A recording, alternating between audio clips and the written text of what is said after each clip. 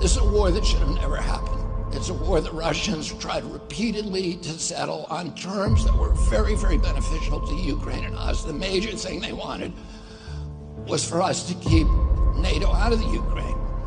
The big military contractors want to add new countries to NATO all the time. Why? Because then that country has to conform its military purchases to NATO weapon specifications, which means certain companies, Northrop Grumman, Raytheon, General Dynamics, Boeing, and Lockheed, get a trapped market.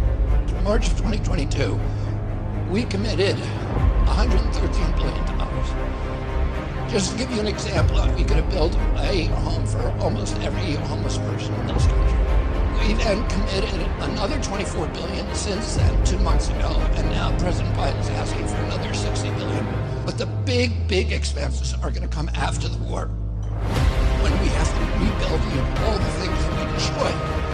Mitch McConnell was asked, can we really afford to send that $113 billion to Ukraine? He said, don't worry.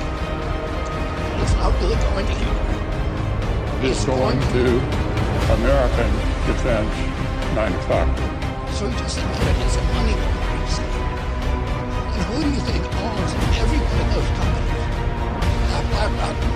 So Tim Scott, during the Republican debate, said, don't worry, it's not a gift to Ukraine, it's a loan. So raise your hand if you think that that loan's ever getting paid back. Yeah, of course it's not. So why do they call it a loan? Because if they call it a loan, they can impose loan conditions. And what are the loan conditions that we impose on? Number one, of extreme austerity program, so that if you're poor in Ukraine, you're going to be poor forever. Number two, most important, Ukraine has to put all of its government-owned assets up for sale to multinational corporations, including all of its agricultural land, the biggest single asset in Europe. In Ukraine, there's been 1,000 years of war fought over that land. It's the richest farmland in the world. It's the breadbasket of Europe.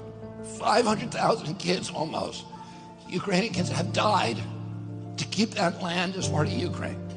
They almost certainly didn't know about this loan condition. They've already sold 30% of it. The buyers were DuPont, Cargill, and Monsanto.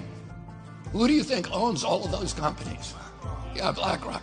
And then in December, President Biden gave out the contract to rebuild Ukraine. And who do you think got that contract? BlackRock. So they're doing this right in front of us. They don't even care that we know anymore, because they know that they can get away with it. And how do they know that? Because they have a strategy. And that strategy is an old strategy, which is they keep us at war with each other. They keep us hating on each other. They keep the Republicans and Democrats fighting each other, black against white, and all these divisions that they sow.